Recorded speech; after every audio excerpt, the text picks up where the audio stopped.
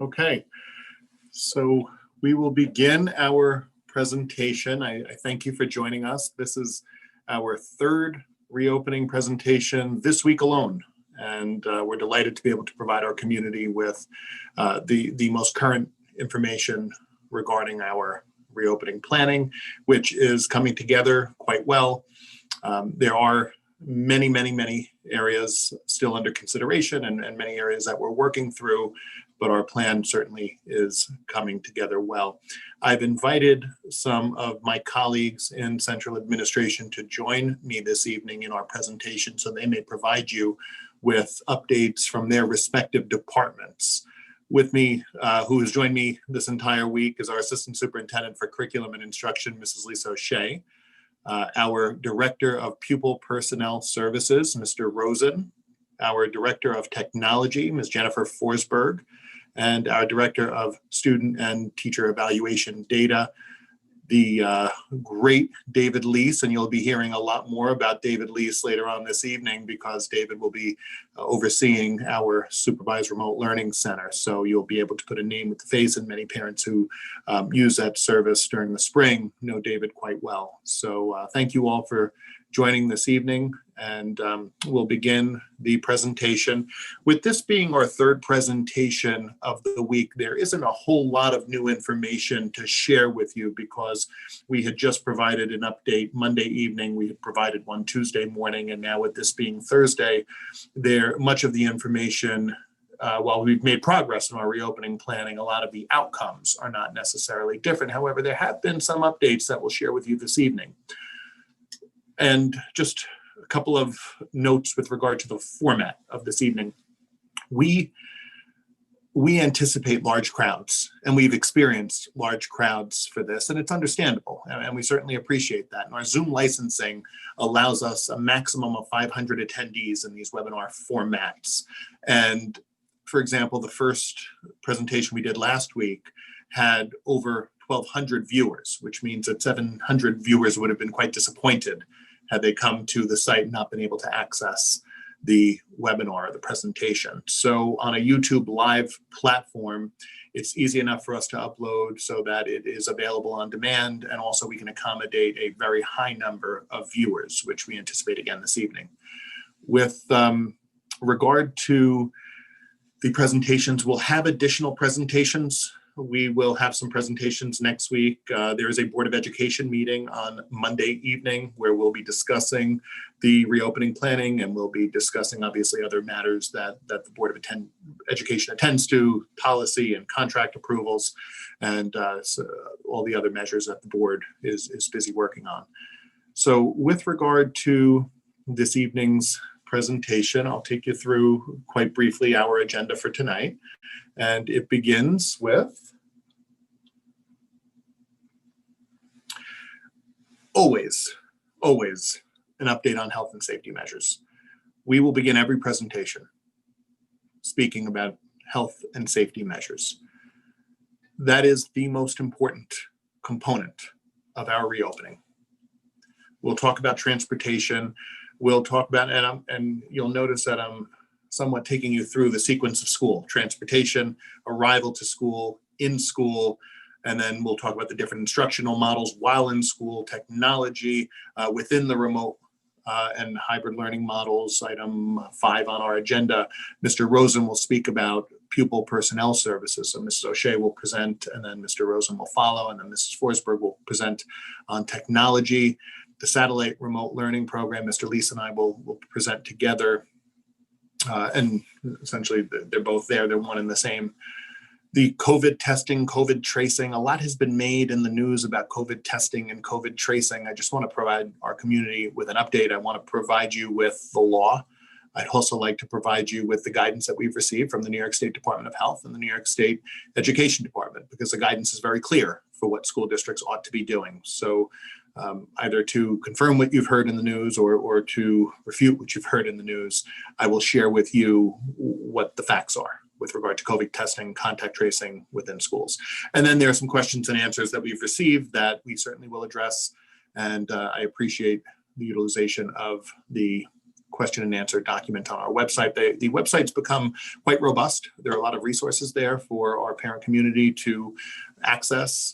All of the presentations are posted. The PowerPoints from the presentations are posted. You'll notice that there aren't tremendous differences from one presentation to the next, in that the information and the goals and the direction we're headed has ultimately remained stable. Some of the specific procedural and protocol items within our schools is what we continue to refine and what we continue to work through. So I will share with you, and my colleagues will share with you, where we are and everything that we know at this point. And we look forward to continuing to the dialogue with our school community. So with regard to health and safety measures, I can't skip the most important part of the presentation. You'll notice that nothing has changed in this regard. We received our masks, our Y Huskers faculty masks, and each staff member will get 5 masks. We are looking at all of the other items that are noted there. The MERV 13, I just want to be clear, we've ordered the MERV 13 filtration for our air conditioning units and air conditioning systems within the district. They have not arrived at this point. So we are working through their arrival, the retrofitting onto the filters, but we continue to make progress in that area. Portable sinks are due to us early in September and late August, and the other items, with the exception of the PPE barriers, are here. The polycarbonate barriers we're still awaiting. And in some locations, they are installed. In the high school main office, they are installed. In certain offices within the district, the barriers have been installed. So that's where we are. It's a work in progress. If you go through our buildings, you'll see that many of our custodians, many of our contractors who are assisting in the installation of these materials will be dispersed throughout our schools. It is all hands on deck here. All of our staff, all of our custodians, our maintenance, operations and maintenance department, they're all working tirelessly to get ready for the reopening of school. So with regard to health and safety measures, the latest update, if you saw the latest presentation, and also I would encourage you to watch the last presentation, specifically the presentation actually from August 17th, Monday evening, because I gave a very detailed difference and explanation of the function of the unit ventilator against the function of the air conditioner. And they serve 2 very, very different purposes in the classroom. So I would encourage that you watch that if you're curious to know what the unit ventilators do, if you're curious to know what the MERV 13 filtration in the air conditioning is going to do. We don't have to set the air conditioner at 60 degrees. The air conditioner can be set at a more comfortable climate. So we can certainly, when I say air conditioner, it's not necessarily to cool the air on a cold day.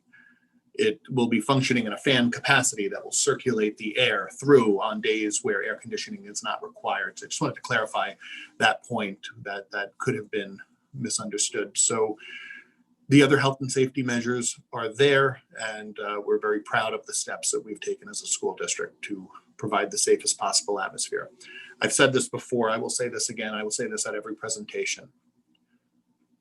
We have a lot of people working a lot of hours to plan for the safe reopening of school. I come to work every day. I trust my children to come to school here in Yorktown every day. Well, on A days. I could never promise, I'd be disingenuous if I told you that no one could ever catch COVID in our schools. I would not be truthful to you. And we may agree or disagree on the instructional models, bring all the students in, fully remote and everything in between. I think the one thing we will agree on is I've always been forthright and transparent with our school community. I could never promise you that no student, no faculty member would contract COVID, just like I couldn't promise you that they couldn't contract any other illness within our schools. What I can tell you is that the steps we are taking are remarkable. They're second to none. And we're very proud of the measures within our schools to provide the healthiest and safest atmosphere for our students and staff. So with that said, I think we can transition to the next area, transportation information. So almost a week ago, the Board of Education accepted the assignment of our contract. Actually, Monday night they accepted it. Friday night, I'm sorry. So almost a week ago, the Board of Education accepted the assignment of our transportation contract to Total Transportation. Total is a wonderful, wonderful bus company. I was on the phone with their chief operating officer earlier this afternoon. We had a wonderful conversation, and they're ramping up to ensure that they can transport our students on the first day of school. There are minimal schedule changes. There are schedule changes to the bus routes every year, because the bus routes are determined by student need and where students need to be picked up and transported from and to. But the transportation routes and schedules and what time does my child get picked up, that varies from year to year. That will always vary from year to year. The schedules will not vary anymore as a result of the new transportation provider. So I just wanted to communicate that clearly. The start and end times of our schools remain the same. We will have specific information for drop-offs at each of our schools, because we are trying to minimize the congestion on our campus and minimize the congestion at the main entrances. So we will be providing a little more information, but the changes are modest and quite minor, but we will share that information with our school community once we have finalized the details. The drivers and bus monitors will be required to wear masks and gloves. I spoke to as I mentioned, the chief operating officer of Total Transportation, and just shared with the individual how pleased we have been with our drivers over the years, how pleased we've been with the dispatchers and those who have worked at Bauman Bus over the years, and how kindly they have treated our children, how important they are. When you think about the role of the bus driver, they're essentially the first adult outside of the household with whom they interact in the morning, and the last to end their afternoon. The role of the bus driver is such a special one. And we put in a very positive word for those who were driving for Bauman, and hope that the vast majority get rehired with Total Transportation.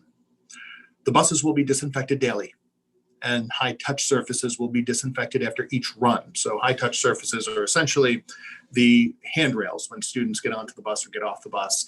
The seat backs, quite often students walk to their seat and they touch the seat backs on their way back. Those will be disinfected after each run. And you know that we have multiple runs each school day.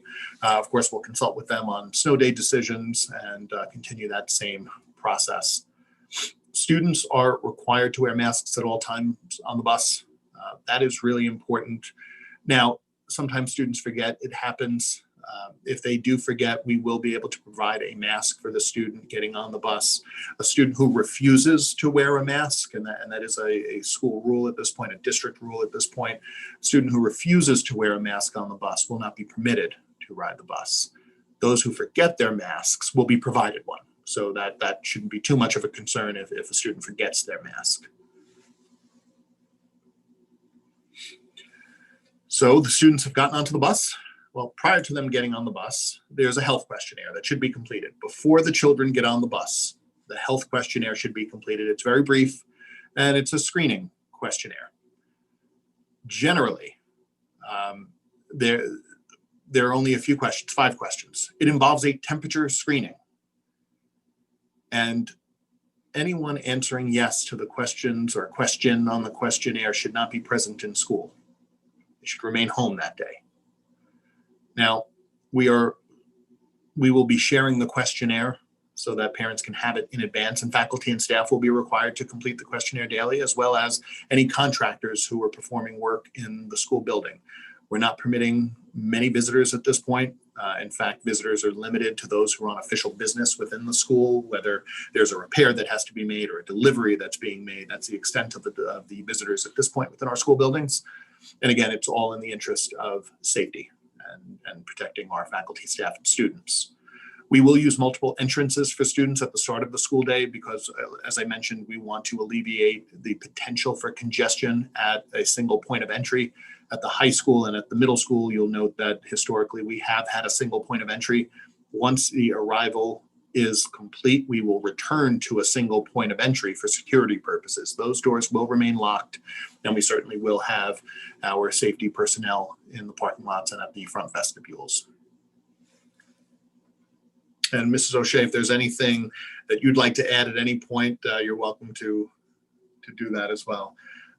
So in-school information, I believe that I was going to just share a couple of things here. And one thing is new. There's one new piece here. On August 11th, a study was published out of Duke University highlighting the ineffectiveness of neck gaiters. So we have face masks where generally they'll loop around both ears or they will go around the back of the head.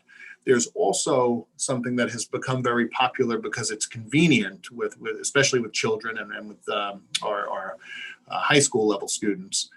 This idea of a neck gaiter, it's essentially a neck warmer. It wraps around the neck and students pull it up to cover their mouth and their nose. And the study out of Duke University had really shown how flawed they are in protecting from the virus and protecting others from the virus. So not only do they not protect the individual wearing it, they don't protect those around them. So we're asking students not to wear these neck gaiters. It's essentially a device or a covering that goes over the nose and the mouth, and it generally resides around the neck, and students pull it up to cover their nose and their mouth. Masks have been clearly demonstrated to be more effective. And if you have not seen the study out of Duke University, I would encourage you to look at that. I would encourage you, even the articles that have been written about this study, because it is quite concerning when you see how little protection and possibly, potentially worse off an individual is wearing those neck apparatus. So masks must be worn. Designated mask breaks, and I apologize, our reopening plan has been updated to advise against the wearing of neck gaiters. Designated mask breaks, lunch, snack, outdoor activities when social distancing can be maintained. This is about safety. We want to reopen schools, but that's only one part of the goal. We want to keep the schools open. That's the other part of the goal. That's the bigger goal. We want to open for the long haul. So we are going to take every single step that we can to keep our children in school safe and well. That includes wearing masks. So I understand I've received a couple of emails about concerns about wearing masks. Masks are required. Masks are required. Social distancing is also really, really important. In our district, it's not an and or statement. It's social distancing and masks. And with the and or on polycarbonate barriers, that's where it's an and or.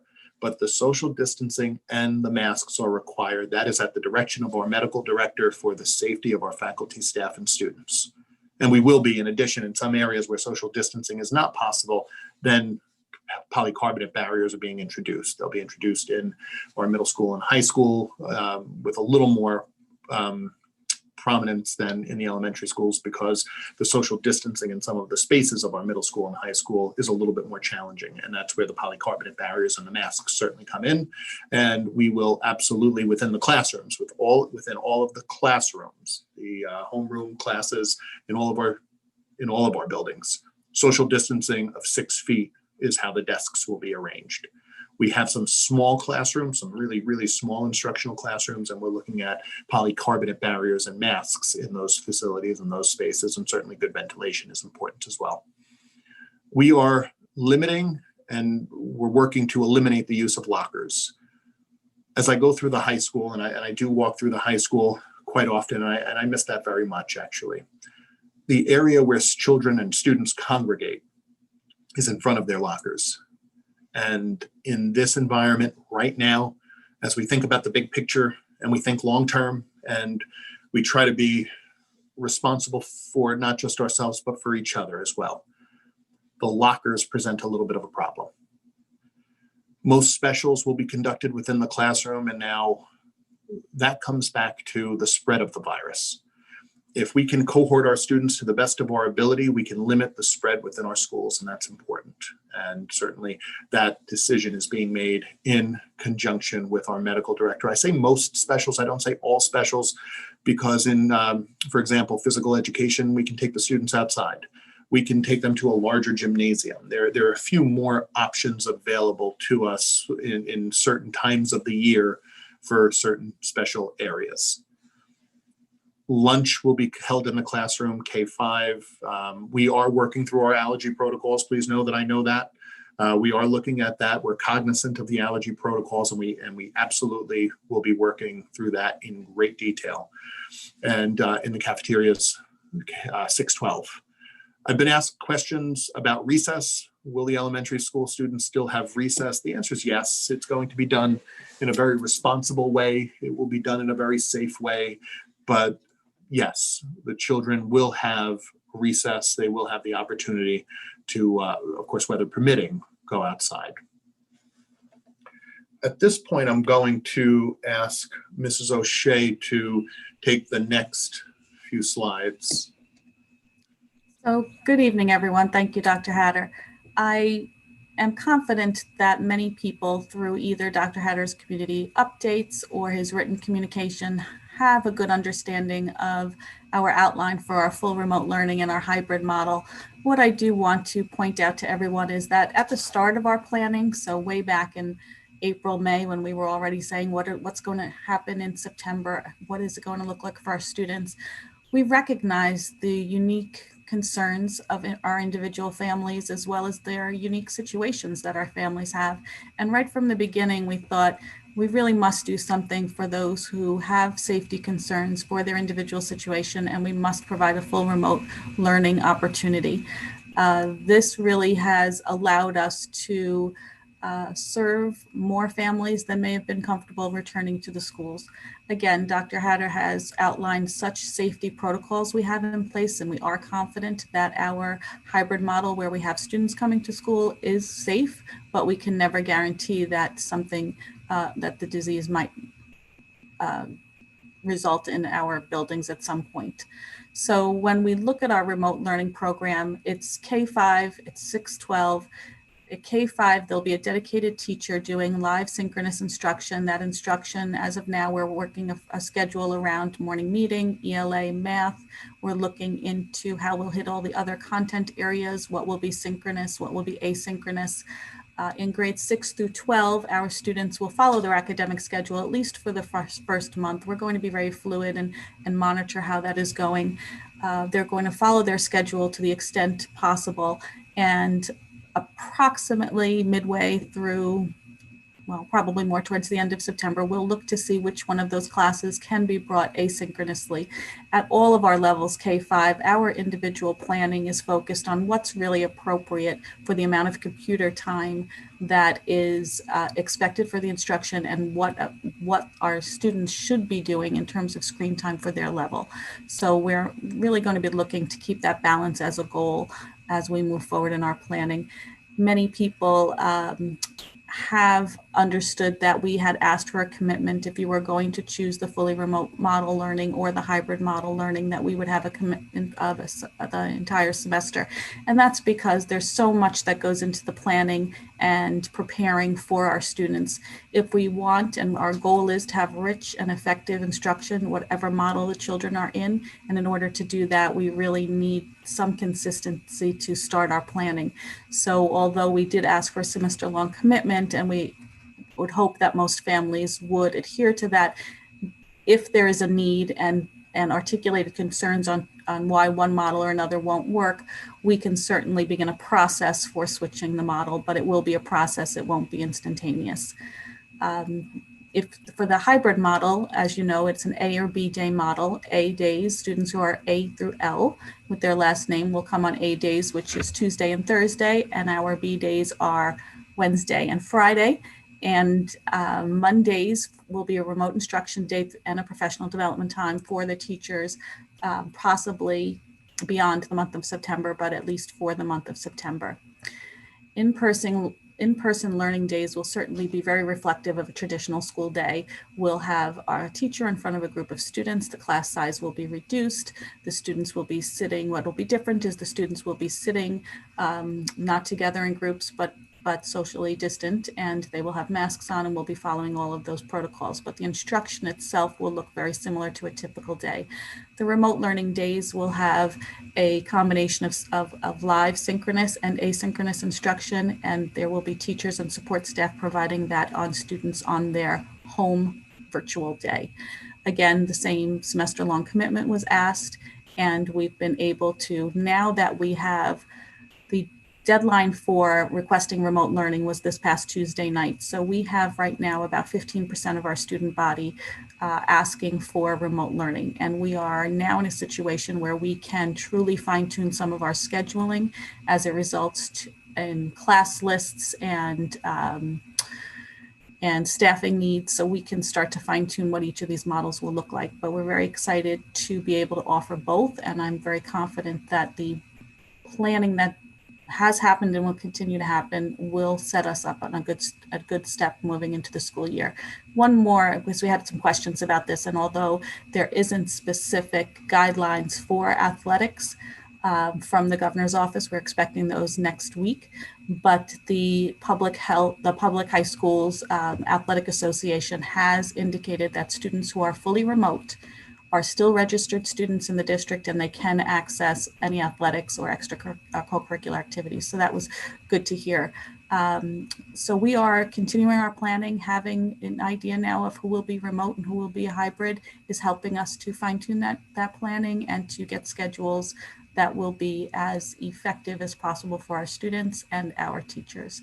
And at this point, Mr. Rosen can share some information regarding special education. Great, thank you. Good evening, everyone.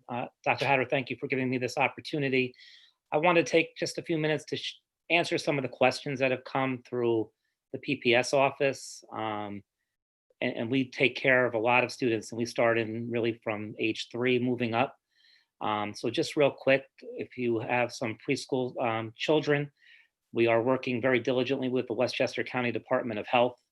If you have any questions, you can reach out to Ms. Almeida and Mrs. Camia. We have really worked to make sure that the students can continue in early intervention instead of ending those services. And we really move forward in having all the meetings, so services are in place. We know that some preschools aren't open, so those are things that we're still working through. But if you have questions, please reach out to us. Just another group of students that I know we've had questions about are the students who attend out-of-district programs. And we are also working very diligently with all those programs. And just like Yorktown, everyone has a different schedule, different days, A, B days, gold, silver days, blue days, green days, many different days that they're calling it. If you have any questions on specific days, Mrs. Sauber is in direct contact with my office, and we're working to fine tune the schedule. Some are half days, moving to full days, some are delayed openings. So just know that we're on top of it. And if you have any questions, you can call my office. If you haven't heard from your school, please let us know. I think the big question that a lot of the parents have is in regards to what it will look like here in the Yorktown Central School District. And I think as far as the fully remote and the hybrid model, it will look very similar for students who have IEPs. It won't look any different. The big question is students, I know in the plan and in the Q&A, it talked to some students who will be attending on days when all students are in session. So at the beginning of the school year, that's Tuesday through Friday. And those will be students who are New York State alternately assessed. And basically we're looking at students who have their academics with one teacher, where it can be the students can safely come to school, where we can have the space in the classroom. Those students in K-12 will come Tuesday through Friday. And this, if you're looking for teachers, it's Mrs. Vaglica, Mrs. D'Angenis, Mrs. Shrelia, Mrs. Livermore, and Miss Haggerty. Those are the main classes that will definitely be coming 4 days a week. Anyone who's in an integrated co-taught model will be on the A-B days. If you're in resource room or we have consultant teacher models on your IEP, you will also be on an A-B day. In the elementary school, we do have some self-contained classrooms, 12-1-1 classrooms. Again, where students are attending for all their academics with one teacher for the majority of the day for reading, language, arts, and math. And we're looking at those classrooms to also come on the Tuesday through Friday. A big question I get is, my child is in an integrated co-taught class, but they go somewhere for math. Then that student is really in an integrated co-taught class for the day, and they would be coming on an A-B schedule. If you have any specific questions about where your child would be and you're not sure reading the IEP, you can certainly reach out to us here in the office. Just a couple of other pieces from PPS. We have been working diligently on the evaluations. So if there was a referral that was made prior to school closing, we've been working on that throughout the summer and having meetings throughout the summer so students can have any recommended services as the school year starts in September. Just know moving forward, as Dr. Hatter said, we're going to be limiting visitors into the building. So we will continue with our meetings in a remote fashion. They worked well. So initial CSE meetings and any other reviews will remain remote at this time. And if anything changes, we'll certainly let everybody know, especially as we move into the annual review period. Maybe things can change, but as of now, the meetings will continue remotely. I know there's also questions about the provision of related services when students come to school, and we are looking at that. I know, as you heard, that a lot of our spaces are small. We're looking at the barriers. We're looking at a combination of some in-school related services, but in the end, there'll also be some services that will continue remotely as well, just again for safety of the students in some of our small spaces.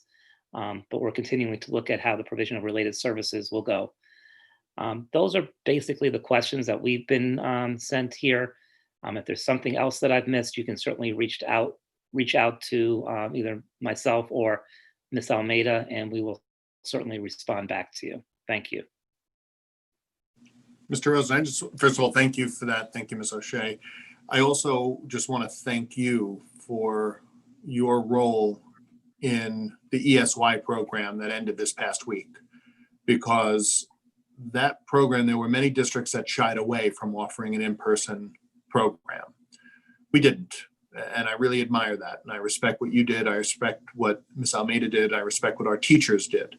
You and I were in the classes on the last day to just wish everyone well and send everyone off. And I was just so pleased by the experience, so pleased by what I saw. And I really thank you, because the remote option would have been probably a less of a logistical challenge. And you didn't shy away from that. And our students deserved it. And you provided that to them.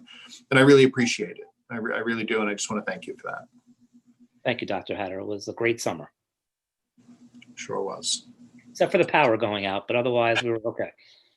That was certainly a challenge. As if we needed another challenge during this time, that was certainly a challenge. But thank you, Mr. Rosen. So Ms. Forsberg, our Director of Technology, who is absolutely wonderful, has done such a tremendous job, completed her first year in the district, came to us from the Bronxville School District, and then prior to that, the Ossining School District. And we're delighted to have Ms. Forsberg on our team.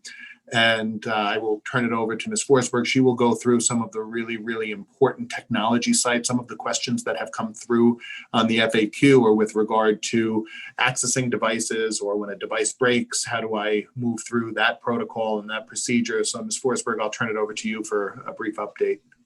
Okay, thank you. And thank you, Dr. Hatter, for inviting me to the forum tonight. We have had some questions come in, and they've really centered around support, so technology support at home for families and how to obtain a device. So on this slide here, right on the reopening page, I have a link to 2 different forms. The first form is the Family Technology Support Form. So if you're experiencing any technical difficulties while you're at home, you can fill out the form. It's a Google form, and it goes directly to our help desk. So one of our technicians will see it immediately, and they will contact you via email and troubleshoot remotely, and will forward it on to someone else if it needs to, but that's how you would get support. So a student or a parent can use that form. And the second form is the Student Device Request Form. This is there. So if you'd like to request request a device from the district to borrow this school year, you submit the form, and in the next week or so, we'll have more details as to when we will get those to families and how that will be obtained. And below that is our technology website with my contact information. And if you have any other questions, feel free to reach out to me. A lot of parents have already, and I'm happy to work with you and answer your questions to the best of my ability at this time. Thank you. Thank you, Ms. Forsberg. One of the shortcomings of technology in general, not speaking unique to Yorktown, one of the shortcomings of technology in general is that it fails from time to time, and it often fails at the most inopportune moments. And we understand that, and we're sensitive to that. And we completely understand that it's not a reflection on the student, nor their effort, nor the way they feel toward a course, that sometimes the technology fails. Sometimes the Wi-Fi goes down. Sometimes the website is down. We understand that.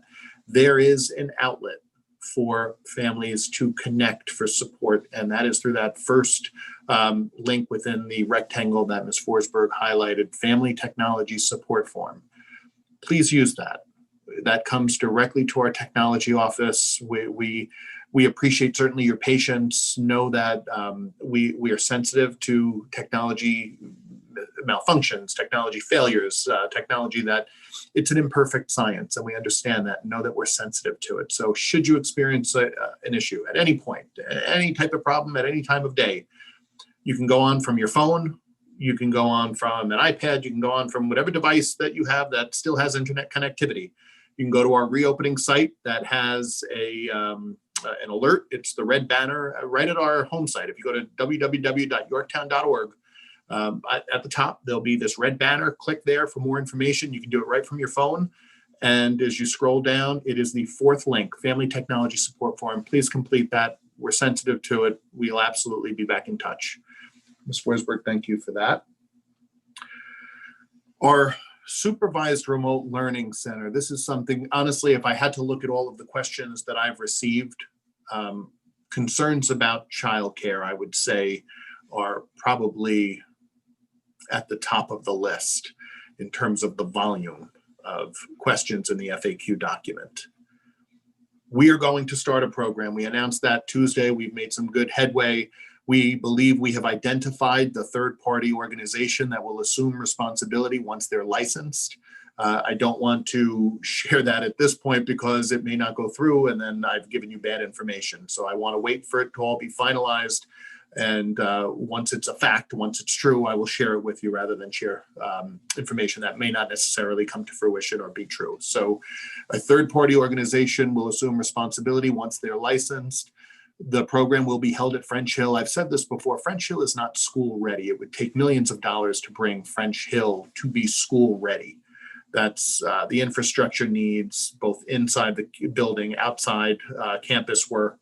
There's a lot of work. The building's been shut for over 10 years. So there's work that would need to be done to bring that up to a place that I could tell you that I would want you to send your children for school.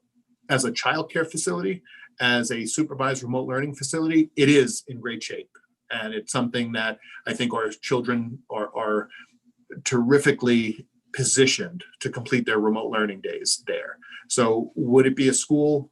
Not yet. There would be work to do. Could it be a childcare facility? Yes. In fact, there's another childcare facility located on campus under a different provider.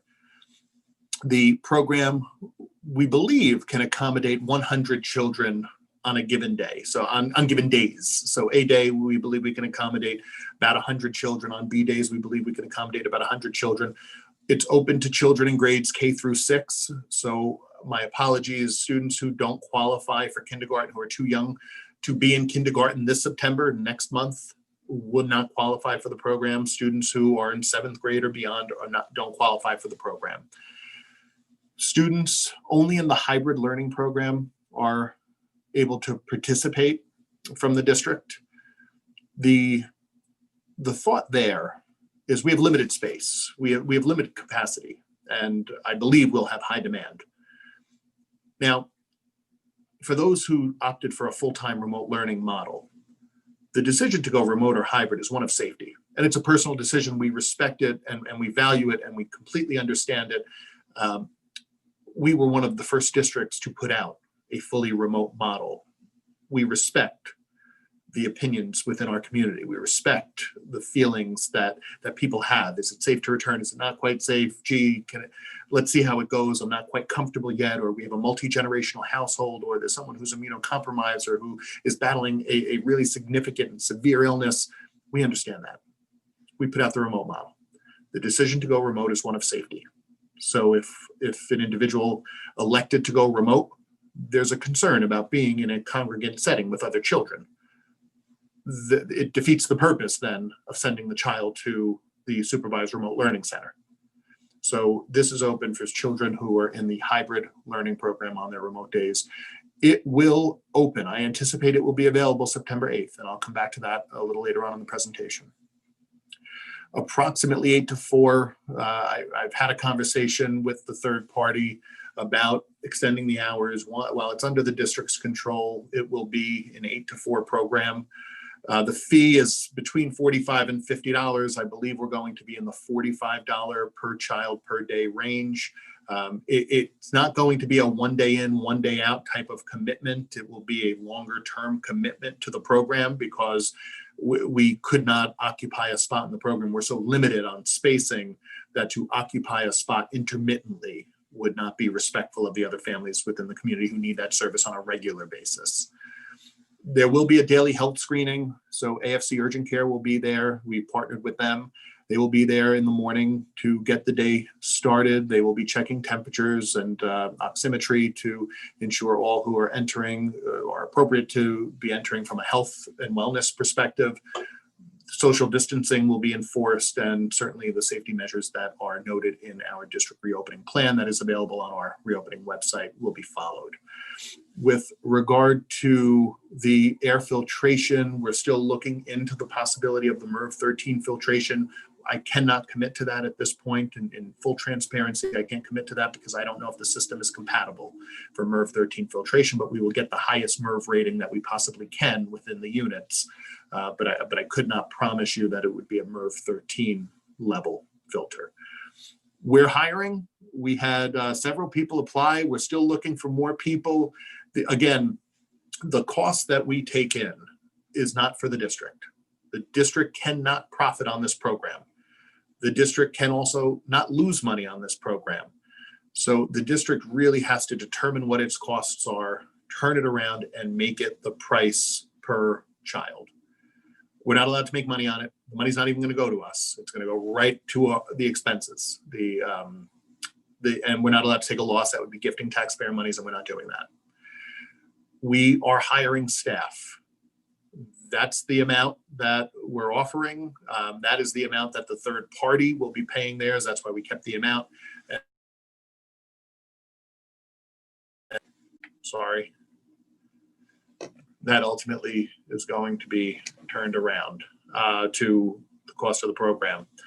With regard to, I'm sorry, Mr. Elise, is there anything that you would like to add? Mr. Elise supervised the program at the height of COVID, and he was integral in the operation. So Mr. Elise, if there's anything that you'd like to add as just the day-to-day person who is liaising the program. Thank you, Dr. Hatter. I just wanted to really just introduce myself and let you see the face behind the name. We're going to be here to support all of your students and all the children coming into the program. We'll be prepared to make sure that they're in an environment that's safe, and that also provides them with the opportunity to access all the learning that they're going to need while they're in that program. And again, if there are any needs, we'll have opportunities for you to reach out to myself and other administrative parts of the team so we can address any of your questions and needs as we go through the year. I'm sure questions will come up. They do come up, and we'll be prepared to handle that and support you in any way we can. Thank you, Dr. Hatter. Very good. Thank you, Mr. Elise. I do want to share in terms of the level of support that children will be receiving. So for those who are looking to apply, and then we'll go into COVID testing, because that's something that I really, really want to spend some time talking about, because there's a lot of misinformation that's being circulated in the news media and various press conferences. So I do want to share that and speak to that. But with regard to the program, the remote supervised learning program, I just want to share that the staff will not be providing specific academic support or instructional support. They will assist the children in maintaining a schedule for the synchronous times that the children have to go online. They will assist from a tech support piece to help the children actually get online who require that assistance. Headphones are going to be required so that children can listen to the the synchronous or the asynchronous videos or the synchronous lessons. So I just wanted to clarify that on both ends. So if you are thinking about sending your child to this program, this is not a tutorial program. It's not a private instruction or a small group instruction program. This is supervision of remote learning. They will be supervised in the safest possible environment that we can provide. On the flip side of that, for those who are interested in applying, you don't necessarily have to be able to teach mathematics or English language arts or any of the subject areas. There will be a thorough vetting process. I will personally interview and meet with everyone and I do that as part of my role as superintendent. I meet with everyone who gets hired in our school district, whether it's administration, teaching, coaches, employees who are in the custodial or cleaner part of our organization. I meet with everyone. Ms. O'Shea and I meet with just about everyone. Mr. Cole and I will meet with individuals. So I meet with everyone who's hired. So this is no different. I will meet with the individual and I share my expectations, and they are quite stringent and quite thorough and quite high. So I welcome you to apply. I look forward to meeting you through the interview process, and we want only the best working with our children. With regard to COVID testing, I want to clarify. So the New York State Department of Health and the New York State Education Department could not be any clearer on their guidance when it comes to testing. They recognize school districts as educational institutions and not medical facilities. We are trusting and deferring to the medical experts. A student who is recommended for a test will go see their family physician, or they may go to AFC Urgent Care. We have a partnership with AFC Urgent Care there, or whoever their physician is. They may go there and have a test. We will recommend, we will advise, we will indicate to a family that there's suspicion of COVID and you must remain out until you have that negative test. We will defer to the Department of Health for guidance. We're going to defer to our medical director for guidance on all of these matters. The concept of districts having a testing protocol or almost the suggestion that there should be some kind of laboratory on site within the school district to collect samples and process samples is just a false truth. That is not, and it's very clearly noted, not the role of the school district. We want the medical experts doing the medical work and the educational experts doing the educational work. So we will be working very thoroughly and very carefully with the Westchester County Department of Health. Dr. Amler is terrific, and County Executive Lanimer has been very supportive, and their entire team at Westchester County has been absolutely wonderful to work with.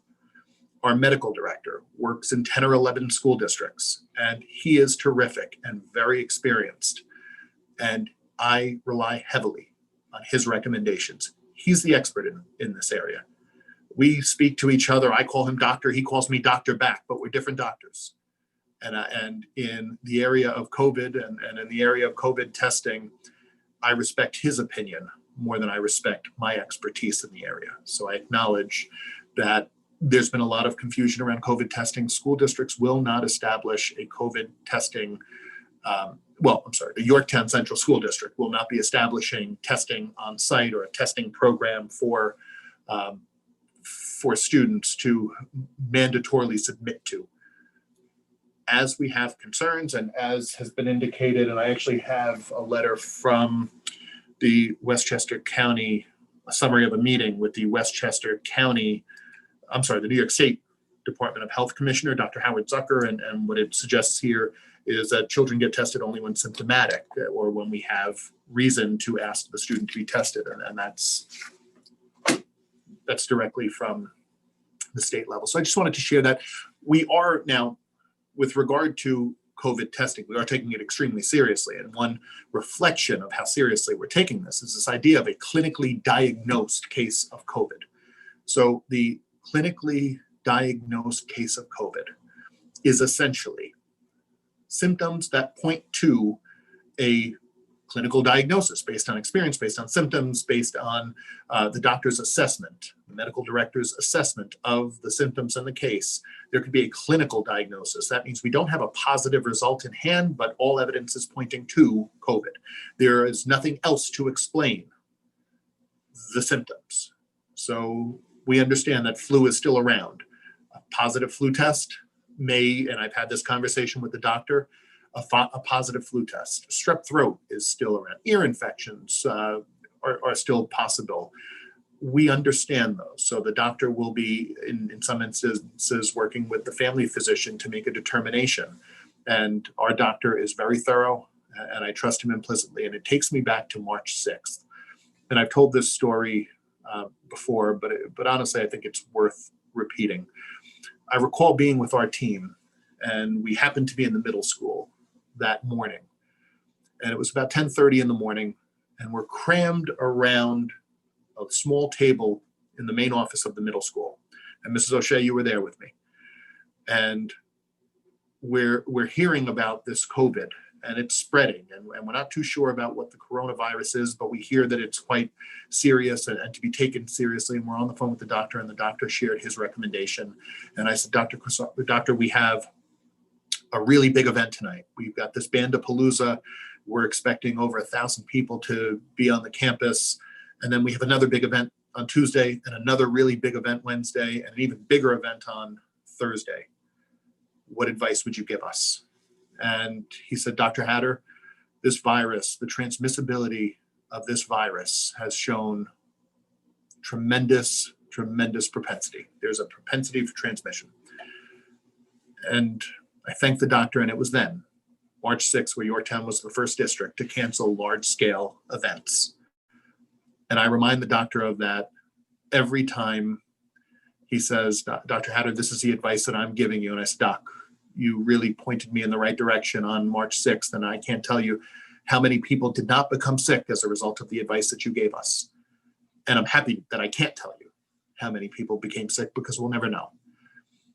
And we made a really tough decision because we took an aggressive stance. In hindsight, I know it was the right decision. I wasn't sure if it was the correct decision, but health and safety in the moment, I wasn't sure as we made that decision. But health and safety will always come first. We will never compromise on that. And if it means making decisions that aren't the most popular, I'm okay with that. I'm okay with that. It happens in many genres of our organization. Health and safety will always come first. And you have my word on that. With regard to contact tracing, I do want to share with you this undertaking of contact tracing. So if we have a confirmed or even a clinically diagnosed case of COVID-19, we're looking at, how did the child get to school? Was it on a bus? Which bus? With whom did the child arrive if it was in a car? Was it by themselves? Did they drive themselves at the high school level? Did another parent drop them off? Are they cohorting with other students outside of school for childcare? What class or classes were they in? At the secondary level, and when I say secondary, to clarify, it's middle school and high school. At the secondary level, there are multiple classes. The children are changing classes. At the elementary level, that's a strong argument for cohorting students, bringing the specials into the classroom and not having every class go into the music room during the course of the day. This idea of cohorting matters because if there is a positive case or a clinically diagnosed positive case, contact tracing becomes the next step for us once we've secured the safety of the other students. So by having specials come into the class, I understand the inconvenience, but when you think about the reduction in potential exposure to the rest of the school, it exceeds the inconvenience and the frustration of having the specials in the classroom. My hope is that we can gradually move away from that. I'm optimistic, but we're not there yet. We look at what other co-curricular activities the child was involved in. Who did they sit with during lunch? Were they close to anyone at recess? at the high school level, free periods that students may have. With whom did they spend that free period? We'll talk to the family to find out if there are any additional contacts that may come into our school.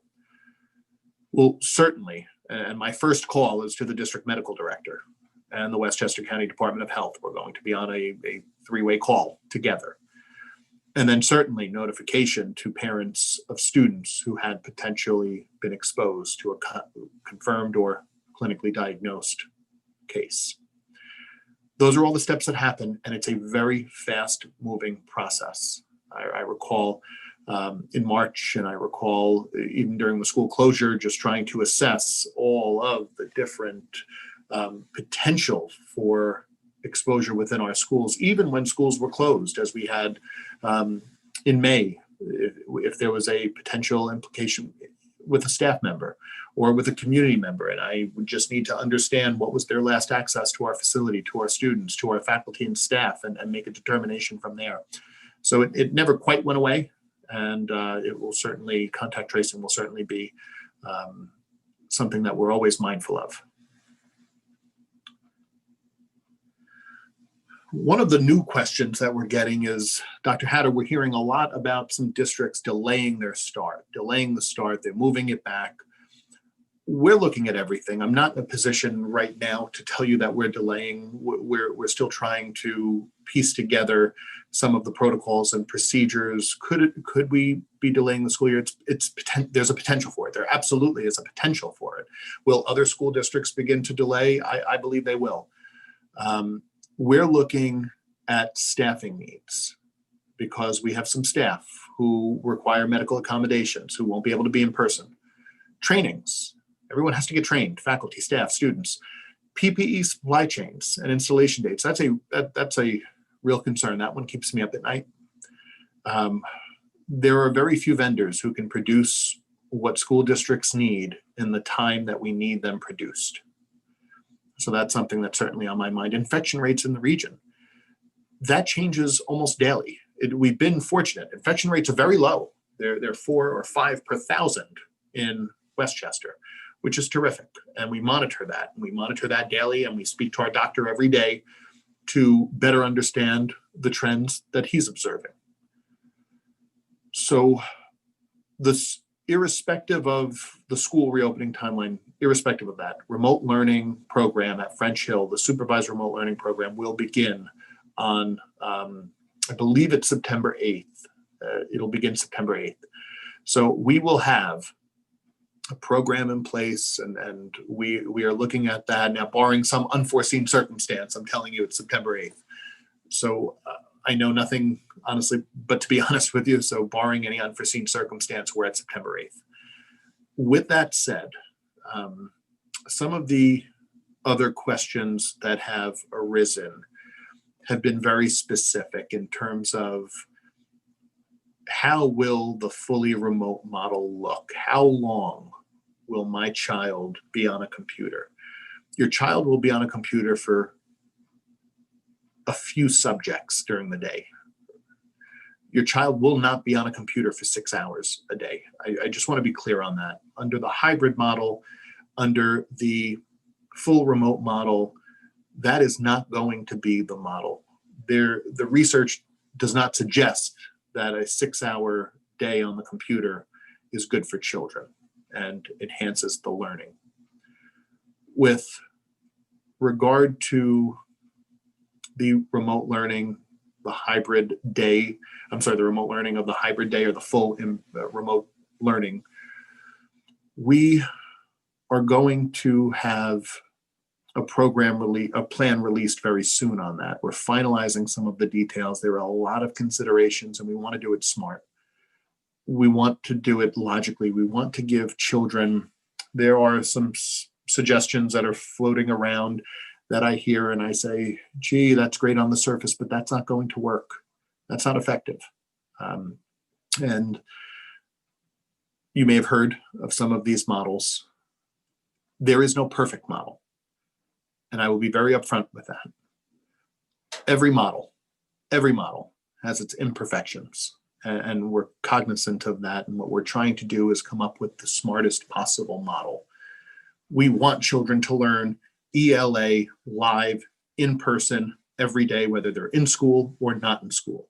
However, who's doing that? We want children to learn math, and I'm going to the elementary level.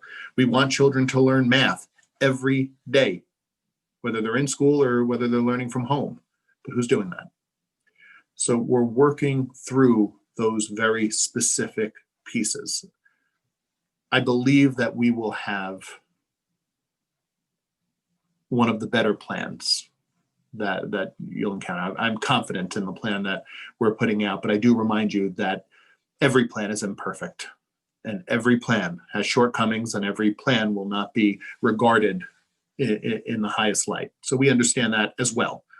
But I do believe that we'll be sharing with our school community a really smart and thoughtful plan for the full remote learning as well as the remote learning component of the hybrid day. Now, this is one of my favorite pictures, and I think we've gotten away from this. I really do think we've gotten away from this. And I think about your children. I think about your children a lot, actually, and how much we miss them, how much I miss them, how much my team misses them, how much their teachers miss them. And we want them back, and we want them back in school. And honestly, there are very few things that I want more than to have your children and my own children back in school. When do we get to go back to normal? When do our children get to experience that normal feeling, being able to play without thinking about the masks, being able to learn in a classroom the way we did? It wasn't perfect when we were going through school. It's not perfect now. But when are we going to get back to that? And I want it for my children. I want it for your children. They didn't ask for this. They didn't ask for schooling in the middle of a pandemic. So that motivates me. That motivates our team. But we have to do this smartly, and we have to do it safe. That's not an option, to just return the students because a date on the calendar says we have to have the children back, or because, well, that's the date that we are going to bring them back. We have to do it smart, because the goal is not just bring them back. If that's the goal, we've missed the mark. The goal is to keep them here for the long term.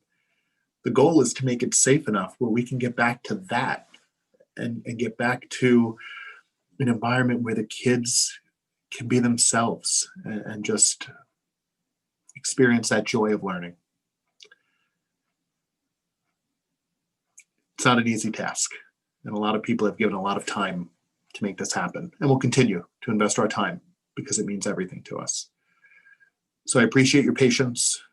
I appreciate your kindness and support. I appreciate you giving me the benefit of the doubt. And I thank you for that. And I thank my team thanks you for that. Our team thanks you for that. So we're going to close there. Lisa, Mike, Jen, David, thank you so much. I appreciate you all being part of this evening. I'm just so happy we're on the same team. And for our school community, Monday night at 7 p.m., we have a Board of Education meeting. We'll be discussing the reopening, the planning, some of the more details. And we look forward to having our community join us for that. That will be held, more information will be on our website under the reopening plan. And I see, Jen, you're taking notes on that. So Monday night, we'll have that link available on our website. I will be hosting, along with some of my colleagues, another update later in the week. And we look forward to just continuously providing you all of the information that we have. So I thank you all. I appreciate you taking the time out. I know the time, 5 o'clock, was a little odd. It seems as though every time I schedule, I'm interrupting some part of someone's life, whether 6 o'clock is dinner, or 7 o'clock is dinner, or 9 o'clock in the morning is work, and 5 o'clock in the afternoon is tough too. We're trying to vary up the time so that we can get greatest participation possible, but we will have the videos up on our website on demand. So thank you. I appreciate you taking the time. Have a good rest of the evening and a great weekend.